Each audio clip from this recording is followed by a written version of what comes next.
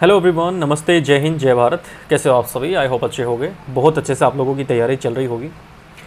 दोस्तों, हरियाणा के CET exam के लिए जो 75 डेज़ का हमारा जो मास्टर प्लान हमारा है, उसके अंदर सभी सब्जेक्ट्स की तैयारी जो है वो हम एनसीईआरटी बेस्ड कर रहे हैं, जिसके अंदर आपको हरियाणा जीके का पार्ट जो है वो ऑडियो फॉर्मेट में मिल रहा है। ठीक है, वो टेलीग्राम और व्हाट्सएप के ऊपर फाइल शेयर की जाती है डेली, जिसमें आपको हरियाणा जीके मिलती है। इंग्लिश की क्लास हमारी चल रही है।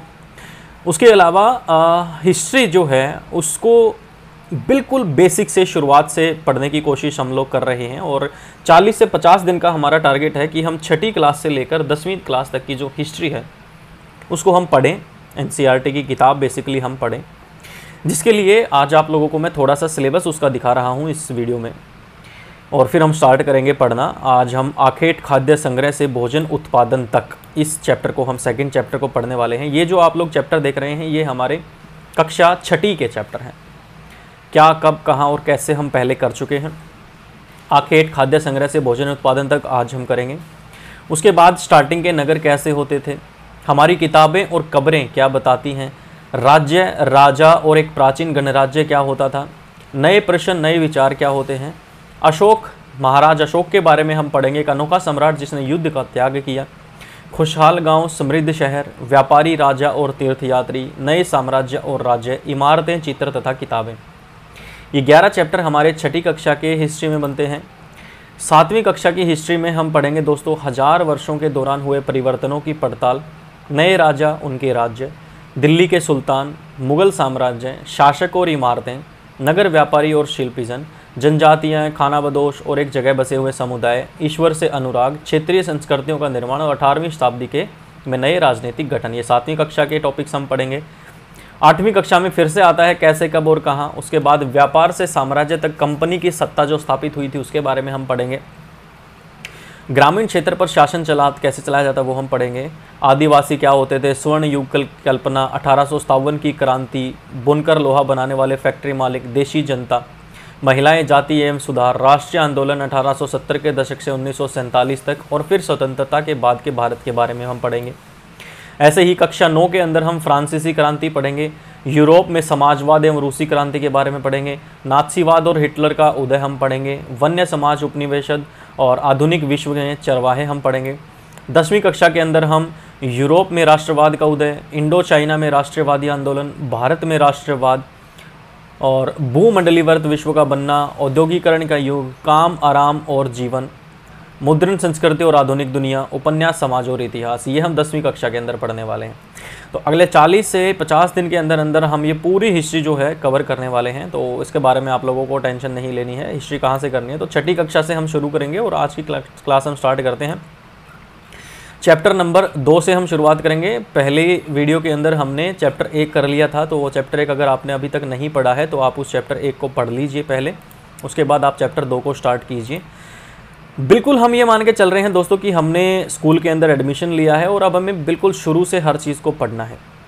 स्पेशली वो स्टूडेंट्स जिन्होंने अभी तक कुछ भी नहीं पढ़ा है, वो स्टूडेंट्स यहाँ से इसको पढ़ सकते हैं, और जो स्टूडेंट रिवीजन करना चाहते हैं और देखना चाहते हैं, एनसीईआरटीज़ भूल गए हैं, स्कूल लाइफ से काफ़ी दूर आ चुके हैं, आगे आ चुके हैं, स्कूल लाइफ वापस से जीना चाहते हैं, दोबारा से उन किताबों को पढ़ना चाहते हैं, तो वो इस सीरीज़ को फॉलो कर सकते हैं, इस सीरीज़ को वो देख सकते हैं। ठीक है, तो हम पढ़ रहे हैं दोस्तों इतिहास के बारे में। इतिहास यानी कि पहले जो घटनाएं हुई हैं, कैसे किस तरीके से जीवन शुरू होता है, क्या क्या चीज़ें होती हैं, उसके बारे में हम लोग पढ़ रहे हैं, जिसके अंदर आखेट खाद्य संग्रह से भोजन उत्पादन तक चैप्टर का नाम हमारा जो है वो होगा। स्टार्ट करते हैं तुषार की रेल यात्रा, यानी कि कोई तुषार है जो रेल यात्रा कर रहा है। तुषार अपने एक रिश्तेदार की शादी में दिल्ली से चेन्नई जा रहा था। रेल में उसे खिड़की वाली सीट मिल गई, जहां से वह बाहर का नज़ारा देखने में मगन हो गया। बाहर देख रहा था वो। तेज़ दौड़ती गाड़ी से उसने देखा कि जो पेड़ पौधे, घर, खेत खलियान, वो बहुत तेज़ी से पीछे की तरफ जा रहे थे और छूटते चले जा रहे थे। जैसे हम नॉर्मल बस में बैठे होते हैं, चल रही होती है, तो हमें बाहर की चीज़ें लगती हैं कि पीछे की तरफ जा रही हैं, होता क्या है कि हम आगे की तरफ जा रहे होते हैं। तभी उसके चाचा ने उसके कंधे पर हाथ रखकर कहा, पता है लोगों ने मात्र 150 साल पहले रेल से यात्रा करनी शुरू की थी। बस तो इसके बाद कुछ दशक बाद आई है। तुषार सोचने लगा कि जब लोगों के पास आने जाने के लिए तेज़ रफ्तार वाली सवारियां नहीं थी तो क्या वे यात्रा ही नहीं करते थे? क्या वे अपनी सारी ज़िंदगी एक ही जगह पर बिताया करते थे? नहीं, ऐसी बात नहीं है। कैसी बात है? चलो देखो जी। हम उन लोगों के बारे में जानते हैं जो इस उपमहाद्वीप में 20 लाख साल पहले रहा करते थे। आज हम उन्हें आखेटक खाद्य संग्राहक के नाम से जानते हैं। किस नाम से जानते हैं? आखेटक खाद्य संग्राहक के नाम से जानते हैं। भोजन का इंतजाम करने की विधि के आधार पर उन्हें इस नाम से पुकारा जाता है। यानी कि जो खाना था उसको कैसे वो ऑर्गेनाइज करते थे, कैसे उसका इंतजाम करते थे, प्रबंध करते थे, किस तरीके से वो भोजन का प्रबंध करते थे, उस तरीके के आधार पर उन्हें किस नाम से जाना जाता है? आखेटक खाद्य संग्राहक के नाम से जाना जाता है। आमतौर पर खाने के लिए वे जंगली जानवरों का शिकार करते थे, मछलियाँ और चिड़ियाँ पकड़ते थे, फूल, फल और मूल, दाने, पौधे, पत्तियाँ, अंडे इकट्ठा किया करते थे। आखेटक खाद्य संग्राहक समुदाय के लोग एक जगह से दूसरी जगह पर घूमते रहते थे और ऐसा करने के कई कारण होते थे, जिसमें से सबसे पहला कारण जो है वो ये है कि अगर वे एक ही जगह पर ज़्यादा दिनों तक रहते तो आसपास के पौधों, फलों और जानवरों को खाकर समाप्त कर देते। अगर आप इस एरिया के अंदर ही रहते हैं तो आप इस एरिया के अंदर के जानवर, पेड़ पौधे ही खाएंगे। अगर आप यहाँ रहेंगे तो एक ना एक दिन तो ये चीज़ें ख़त्म हो ही जाएंगी, तो आपको इससे बाहर भी निकलना पड़ेगा। इसलिए और भोजन की तलाश में इन्हें दूसरी जगहों पर भी जाना पड़ता था। ये पहला कारण था। दूसरा कारण यह था कि जानवर अपने शिकार के लिए या फिर हिरण और मवेशी अपना चारा ढूंढने के लिए एक जगह से दूसरी जगह जाया करते थे, इसलिए इन जानवरों का शिकार करने वाले लोग भी इनके पीछे जाया करते थे। इसलिए भी दूसरा कारण ये भी हो सकता है। ठीक है। तीसरा कारण हमारे पास ये है कि पेड़ों और पौधों में फल और फूल अलग अलग मौसम में आते हैं, इसलिए लोग उनकी तलाश में उपयुक्त मौसम के अनुसार अन्य इलाकों में भी घूमते होंगे। चौथा कारण यह है कि पानी के बिना किसी भी प्राणी का, पेड़ पौधे का जीवित रहना संभव नहीं है। ना तो पेड़ पौधे जीवित रह सकते हैं पानी के बिना, ना इंसान जिंदा रह सकते हैं। और पानी झीलों, झरनों और नदियों में ही मिलता है। उस टाइम पे पानी झीलों में, झरनों में, नदियों इन्हीं में मिलता है। यद्यपि कई नदियों और झीलों का पानी कभी नहीं सूखता। कुछ झीलों और नदियों में पानी बारिश के बाद ही मिल पाता है, इसलिए ऐसे झीलों और नदियों के किनारे बसे लोगों को सूखे मौसम में पानी की तलाश में इधर उधर जाना पड़ता होगा। पुरातत्वविदों को कुछ ऐसी वस्तुएं मिली हैं जिनका निर्माण और उपयोग आखेटक खाद्य संग्राहक किया करते थे। आखेटक खाद्य संग्राहक भूले तो नहीं ना, किसको कहते हैं आखेटक खाद्य संग्राहक? उस तरीके को किस तरीके की वजह से जाना जाता है जिस तरीके से वो भोजन को छुटाया करते थे। यह पॉसिबल है कि लोगों ने अपने काम के लिए पत्थरों, लकड़ियों और हड्डियों के औजार बनाए हों। इनमें से पत्थरों के औजार आज भी बचे हैं। इनमें से कुछ औजारों का उपयोग फल फूल काटने के लिए किया करते थे, हड्डियां और मांस काटने तथा पेड़ों की छाल और जानवरों की खाल उतारने के लिए किया जाता था। कुछ के साथ हड्डियों या लकड़ियों के मुट्ठे लगाकर भाले और बाण जैसे हथियार बनाए जाते थे और कुछ औजारों से लकड़ियां काटी जाती थी। लकड़ियों का उपयोग ईंधन के साथ साथ झोपड़ियां और औजार बनाने के लिए भी किया जाता था। ये बात भी इम्पोर्टेंट है भाई। ठीक है, ये देखिए, पत्थर के औजार बनाकर इस तरीके से वो पेड़ पौधों को काटा करते थे। ठीक है, इस तरीके से खाल उतारा करते थे। ये सारी चीज़ें भी हमें देखनी है। चलिए जी, इस मानचित्र के हिसाब से लाल त्रिकोण, लाल ट्रायंगल में जो है वे पुरास्थल हैं, पुराने स्थल हैं जहां पर आखेटक खाद्य संग्रह के होने के प्रमाण मिले हैं।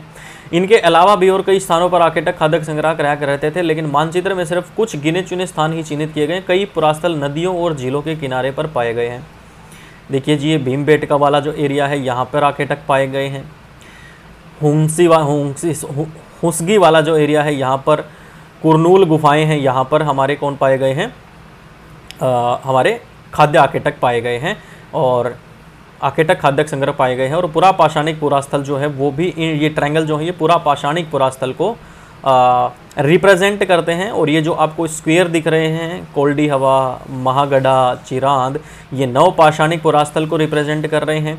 और ये जो ग्रीन कलर के गोल गोल आप लोगों को दिख रहे हैं, ये आपके महापाषाणिक पुरास्थल को रिप्रेजेंट कर रहे हैं। ये डायमंड जो आपको दिख रहे हैं ये आपके स्टार्टिंग के गाँव को शो कर रहे हैं।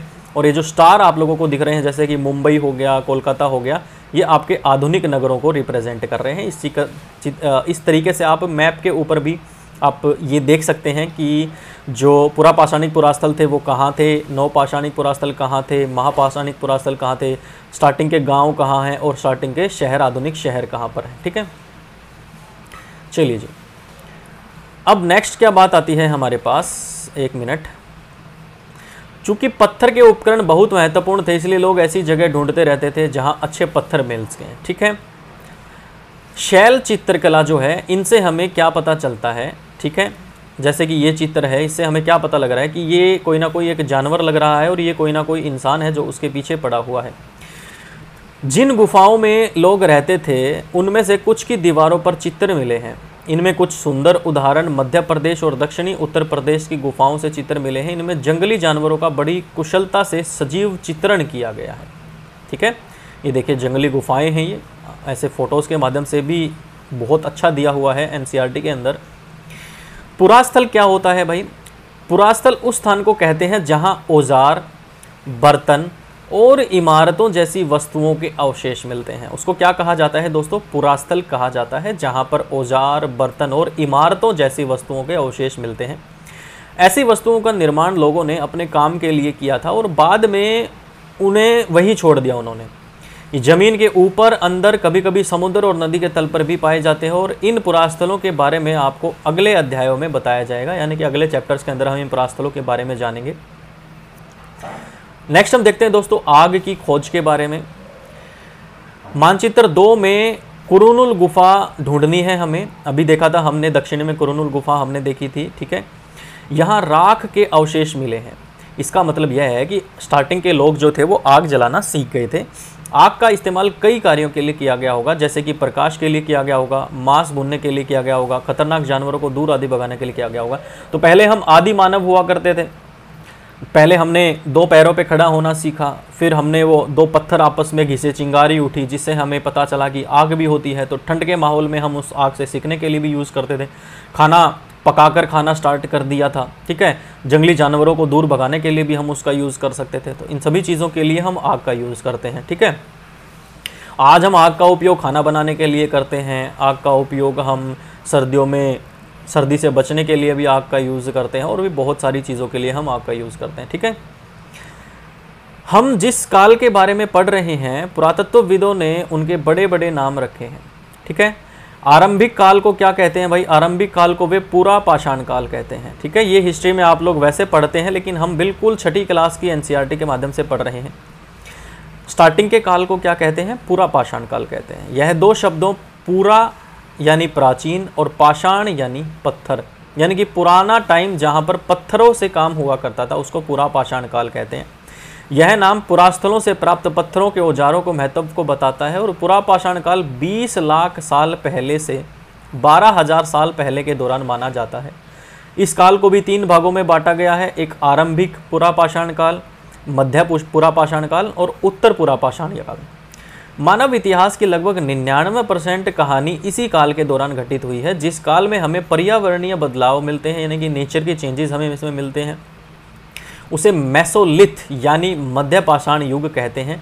इसका समय लगभग 12,000 साल पहले से लेकर 10,000 साल पहले तक का माना गया है और इस काल के पाषाण औजार आमतौर पर बहुत छोटे होते थे। इनमें माइक्रोलिथ यानी लघु पाषाण कहा जाता है, इसलिए इन औजारों में हड्डियां या लकड़ियों के मुट्ठे लगे हंसिया और आरी जैसे औजार हमें मिलते हैं। ठीक है, साथ साथ पुरापाषाण युग वाले औजार भी इस दौरान बनाए जाते रहे। अगले युग की शुरुआत लगभग 10,000 साल पहले से होती है और इसे नवपाषाण युग कहा जाता है। नवपाषाण का मतलब क्या है? नया। हमें कुछ स्थानों के नाम दिए गए हैं, अगले अध्यायों में, अगले चैप्टर्स में हमें उनके अलग अलग नाम मिलेंगे। अक्सर हम पुराने स्थानों के लिए उन नामों का यूज़ करते हैं जो आज प्रचलित हैं, क्योंकि हमें ज्ञात नहीं है, पता नहीं है कि उस काल में इनके क्या नाम रहे होंगे। ठीक है, अब हम जलवायु के बारे में जान लेते हैं। लगभग 12,000 साल पहले दुनिया की जो जलवायु है उसमें बहुत बदलाव आए और गर्मी जो है वो बढ़ने लगी। आज के टाइम पे आप देख रहे हैं रोहतक जैसे शहर में 49 डिग्री टेम्परेचर नॉर्मल बात हो गई है। इसके रिजल्टेंट क्या हुआ कि बहुत सारे एरियाज़ में घास वाले मैदान बनने लगे और इससे हिरण, बारहसिंगा, भेड़, बकरी और गाय जैसे उन जानवरों की संख्या बढ़ी जो घास खाकर जिंदा रहते हैं। जो लोग इन जानवरों का शिकार करते थे वे भी इनके पीछे आए और इनके खाने पीने की आदतों और प्रजनन के समय की जानकारी हासिल करने लगे, रिप्रोडक्शन के टाइम की जानकारी जो है वो हासिल करने लगे कि किस टाइम पे ये प्रजनन कर सकते हैं ताकि और ज़्यादा जानवर पैदा हो सकें। हो सकता है तब लोग इन जानवरों को पकड़कर अपनी ज़रूरत के अनुसार पालने की बात सोचने लगे हों। साथ ही इस काल में मछली भी भोजन का महत्वपूर्ण स्रोत बन गई थी। इसी दौरान उपमहाद्वीप के भिन्न भिन्न अलग अलग इलाकों में गेहूं, जौ और धान जैसे अनाज प्राकृतिक रूप से उगने लगे थे। शायद महिलाओं, पुरुषों और बच्चों के इन अनाजों को भोजन के लिए बटोरना शुरू कर दिया होगा। साथ ही वे यह भी सीखने लगे होंगे कि यह अनाज कहाँ उगते थे और कब पककर तैयार होते थे। ऐसा करते करते लोगों ने इन अनाजों को खुद पैदा करना सीख लिया और इस प्रकार धीरे धीरे वे क्या बन गए? कृषक बन गए, यानी कि किसान बन गए। धीरे धीरे क्या बने? किसान बने। और इसी तरह लोगों ने अपने घरों के आसपास चारा रखकर जानवरों को आकर्षित करने उन्हें पालतू बनाया होगा। जैसे आजकल हम घर के बाहर चारा रख देते हैं, गाय बैल आकर उस चारे को खाने लग जाते हैं। सबसे पहले जिस जंगली जानवर को पालतू बनाया गया वह कुत्ते का जंगली पूर्वज था। क्वेश्चन यहाँ से बनता है भाई, सबसे पहले किस जानवर को पालतू बनाया गया? तो कुत्ते को पालतू जानवर बनाया गया था। धीरे धीरे लोग भेड़, बकरी, गायें, सूअर जैसे जानवरों को अपने घरों के नज़दीक आने को उत्साहित करने लगे। ऐसे जानवर झुंड में रहते थे और ज़्यादातर घास खाते थे। अक्सर लोग अन्य जंगली जानवरों के आक्रमण से इनकी सुरक्षा किया करते थे और इस तरह धीरे धीरे वे पशुपालक भी बन गए। ठीक है, चलो जी, क्या क्वेश्चन आता है, क्या आप बता सकते हैं कि सबसे पहले कुत्ते को ही पालतू क्यों बनाया गया होगा? क्योंकि कुत्ता जो होता है ना दोस्तों, वो क्या करता है बेसिकली, मान लीजिए ये आपका घर है और ये आपका छोटा सा डॉगी है, ठीक है, ये उसकी पूंछ है। कुत्ते को अगर आप खाना खिलाते हैं रोजाना तो कुत्ता उसी जगह पर रहेगा, कुत्ता दूसरी जगह पर नहीं जाएगा। दूसरा, जंगली जानवरों से कुत्ता आपकी रक्षा भी करेगा। अगर कुछ गड़बड़ हो रही है तो कुत्ता भौंक कर आपको उस चीज़ के बारे में बताएगा भी। ठीक है, ऊपर से खाना वेस्ट नहीं होता है। आप बचा हुआ खाना अगर कुत्ते को खिला देते हैं तो कुत्ता उसको खा लेता है, उसको प्रॉब्लम नहीं होती है। तो इसलिए कुत्ते को पालतू जानवर बनाया गया होगा। ठीक है, बसने की प्रक्रिया, लोगों द्वारा पौधे लगाने और जानवरों को देखभाल करने को बसने की प्रक्रिया का नाम दिया गया है।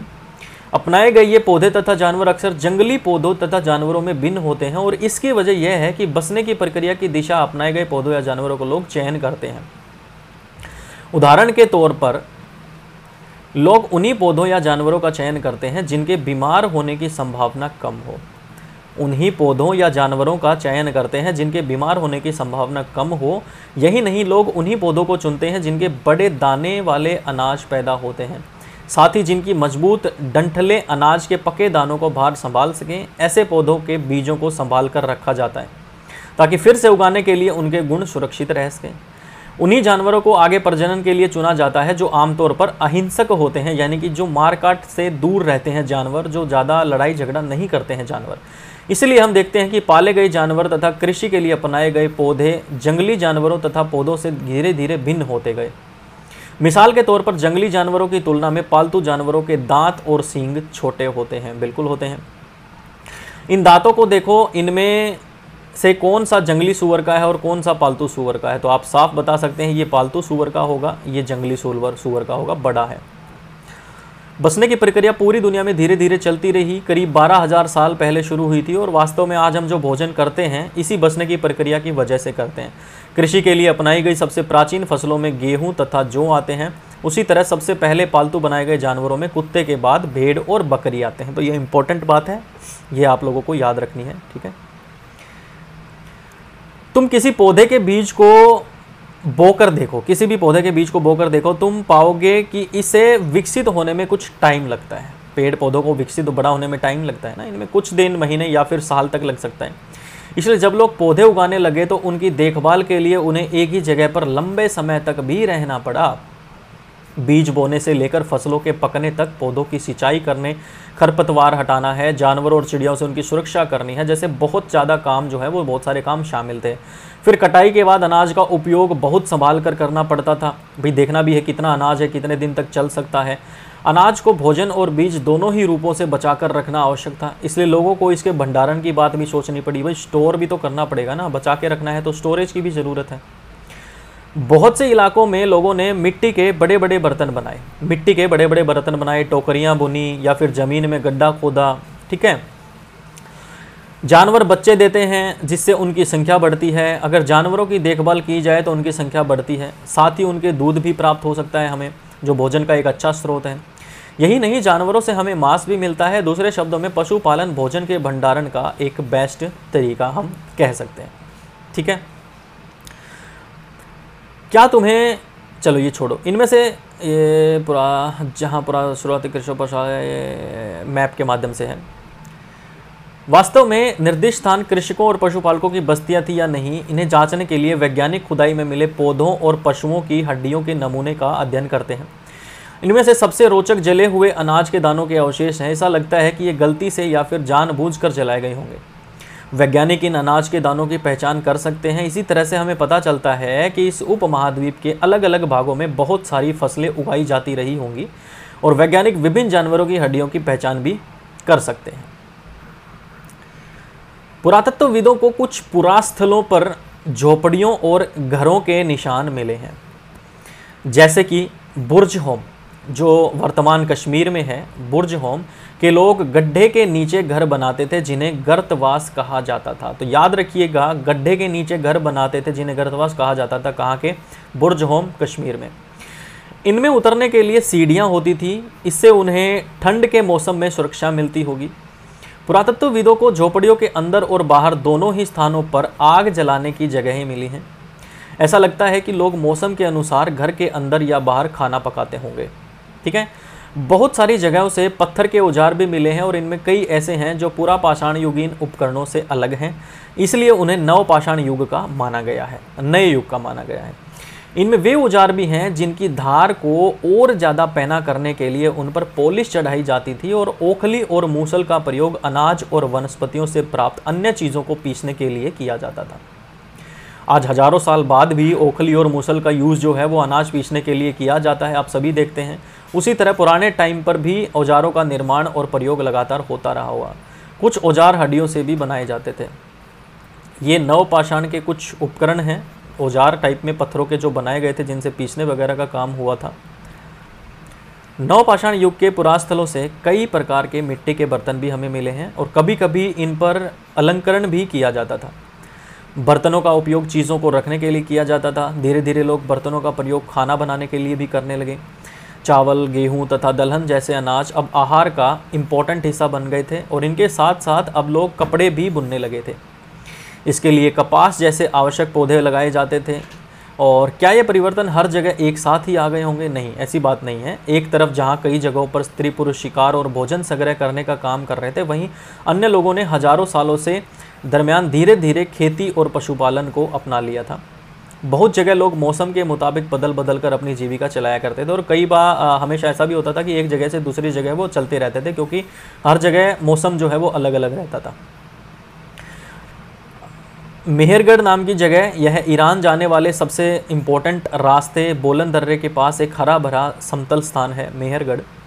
मेहरगढ़ वह स्थान है जहाँ के स्त्री पुरुषों ने इस इलाके में सबसे पहले जौ, गेहूँ उगाना और भेड़ बकरी पालना सीखा था। यहाँ अलग अलग टाइप के जानवरों की हड्डियाँ मिली हैं। इनमें हिरण और सूअर जैसे जंगली जानवरों का, भेड़ और बकरियों की हड्डियाँ में शामिल हुई। मेहरगढ़ में इसके अलावा चौकार तथा आयताकार घरों, रेक्टेंगुलर घरों के अवशेष भी हमें मिले हैं और प्रत्येक घर में 4 या उससे ज़्यादा कमरे भी देखने को मिले हैं, जिनमें भंडारण के काम आते होंगे, स्टोरेज के काम भी आते होंगे, अनाज रखने के काम। मृत्यु के बाद सामान्यतः मृतक के सगे संबंधी उसके प्रति सम्मान जताते हैं। लोगों की आस्था है कि मृत्यु के बाद भी जीवन होता है, इसलिए कब्रों में मृतकों के साथ कुछ सामान भी रखे जाते थे। इसी प्रकार जो हमारा मेहरगढ़ था, मेहरगढ़ में ऐसी कई कब्रें मिली हैं। एक कब्र में एक मृतक के साथ एक बकरी को भी दफनाया गया था, इसलिए इसे परलोक में मृतक के खाने के लिए रखा गया होगा। उन्होंने सोचा होगा कि जब ये इंसान मर जाएगा तो इसके साथ ये बकरी भी मर जाएगी और इस ऊपर जाकर ये अपना इस बकरी को भोजन बनाकर खा लेगा। तो ऐसा मेहरगढ़ की कब्र का चित्र है। ठीक है, तो इसमें से बकरी का कंकाल कौन सा हो सकता है? ये वाला जो है वो बकरी का कंकाल हो सकता है। ठीक है, तो ये हमारा है और इसके बाद सेकंड चैप्टर हमारा जो है दोस्तों वो ख़त्म हो जाता है। ठीक है, और इसके बाद हमारे पास आएगा हमारा अध्याय 3, चैप्टर नंबर 3, जिसका नाम है आरंभिक नगर। अब धीरे धीरे हम एंटर करेंगे हिस्ट्री के अंदर और स्टार्टिंग के नगर हम देखेंगे, किस तरीके से चीज़ें जो हैं वो बदली हैं। उसके बाद हम कक्षा 7 के अंदर देखेंगे इतिहास हमारा शासक वगैरह आ जाएंगे, मुग़ल शासक वगैरह आ जाएंगे, फिर हमारे 1857 की क्रांति तक हम पहुँचेंगे, फिर यूरोप, फ्रांस, इन चीज़ों तक, हिटलर तक हम पहुँचेंगे, इंडो चाइना, राष्ट्रवाद, इस तरीके से हम डिटेल में जाने वाले हैं। और जो हमारी हिस्ट्री है उसको हम इस तरीके से पढ़ने वाले हैं कि हम एक एक चीज़ को जो है वो कवर करेंगे। ठीक है, तो अब हम नेक्स्ट क्लास में मिलेंगे और हम अगली क्लास में हमारा चैप्टर नंबर 3 करने वाले हैं, जिसका नाम है आरंभिक नगर। फिर हमारी किताबें क्या बताती हैं, कब्रें क्या बताती हैं, राज्य क्या होते थे, राजा और एक प्राचीन गणराज्य कैसा होता था, अशोक के बारे में पढ़ेंगे, अशोक कैसा सम्राट था, व्यापारी, और इन सब चीज़ों के बारे में एक एक करके हम पढ़ने वाले हैं। ठीक है, तो कमेंट करके बता देना सारी चीज़ें समझ में आ गई हैं। फिर भी अगर कोई डाउट हो तो आप लोग पूछ सकते हैं। तो मिलते हैं नेक्स्ट क्लास में, तब तक के लिए टेक केयर, बाय बाय।